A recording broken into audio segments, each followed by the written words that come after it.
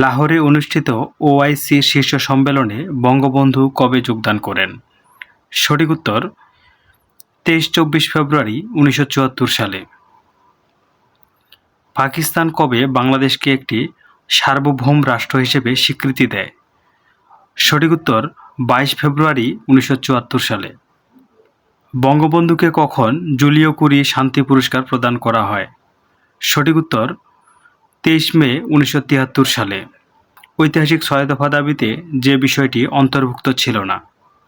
সঠিক উত্তর বিচার ব্যবস্থা। মাৎস্য ন্যায় বাংলার কোন সময়কালকে নির্দেশ করে?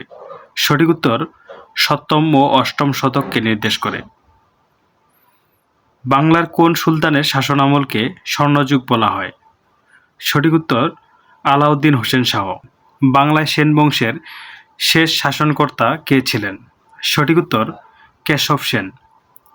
প্রিয় শিক্ষার্থী, আজকের কুইজে থাকবে লাহোরে অনুষ্ঠিত ওআইসি শীর্ষ সম্মেলনে বঙ্গবন্ধু কবে যোগদান করেন? সঠিক উত্তরটি কমেন্ট করুন।